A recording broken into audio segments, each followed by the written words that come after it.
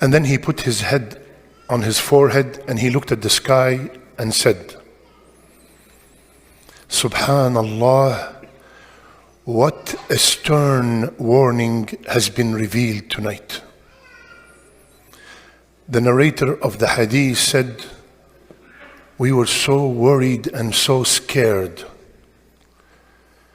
Next day, now notice, at that time, nobody asked anything.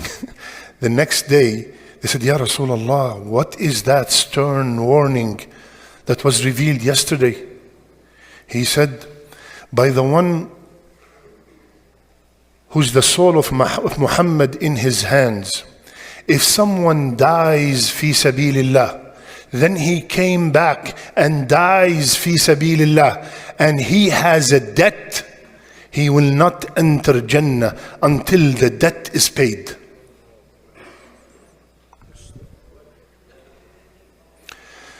Debt. We take the matters of debt very lightly. And I'm not talking about debt with riba. That's a completely different story. Regular debt. Rasulullah sallallahu alayhi wasallam was asked to come and pray for janazah. He said, does this man have any debt? They said, 2 dinar, ya Rasulullah. 2 dinar. He said, alayhi salatu wassalam, sallu ala sahibikum. Pray on your brother. That means he's not going to pray on someone who has a debt. 2 dinar. Abu Qatada radiyallahu anhu said, Ya Rasulullah, I'll take care of it. Please, we all know for Rasulullah sallallahu alaihi wasallam to pray janazah on somebody, this is like a dream. Look how much they loved each other. Please, Ya Rasulullah, pray on him. I'll take care of the debt, 2 dinar. So Rasulullah sallallahu alaihi wasallam prayed. The next day, Ya Abu Qatada, did you pay the debt? Ya Rasulullah, it's not even 24 hours. He said, make sure you pay the debt. Next day, Ya Abu Qatada, did you pay the debt? He said, yes, Ya Rasulullah. He said, now his skin is cool. Third hadith, Sahih Muslim. يغفر للشهيد. Shaheed, all his sins are forgiven except debt.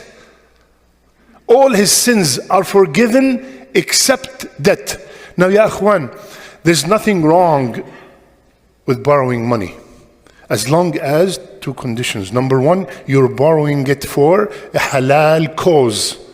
Number 2, you're borrowing it with the intention to pay it off, to pay it back. Some people borrow money with the intention, with the mindset, I'm not paying it back. And you know what's the funny excuse is?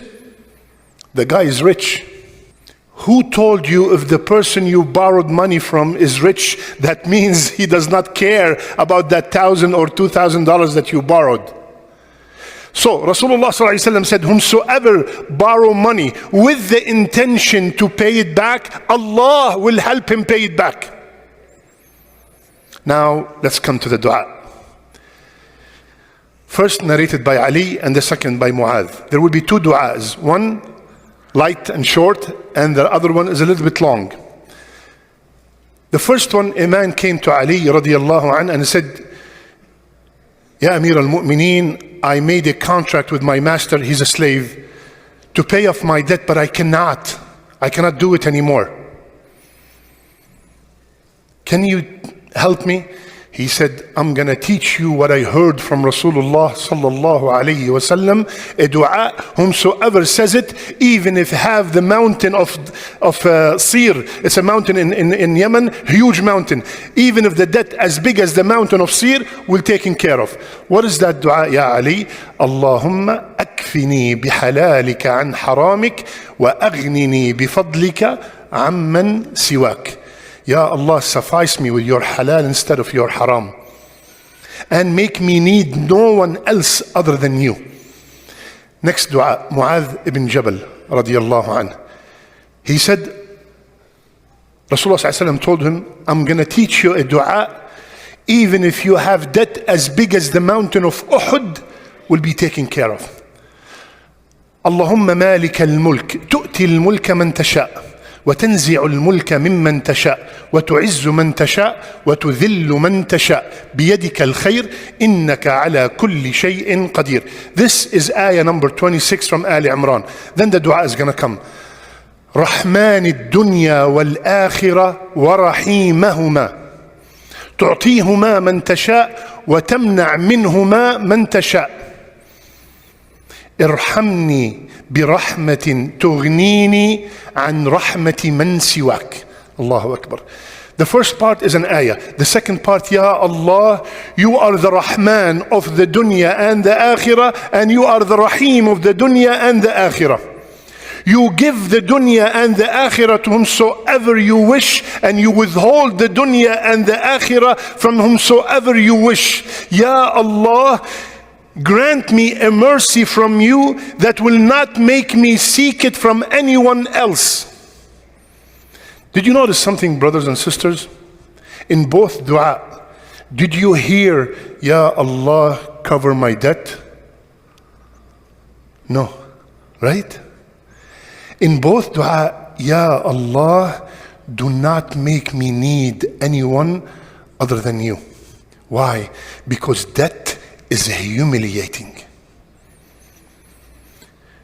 There's a saying in Arabic, the minute you take money from me, I'm your master and you're my slave. You become an asir, captive of war. So ya akhwan, sometimes for one reason or another, we fall into debt. Right? What should we do?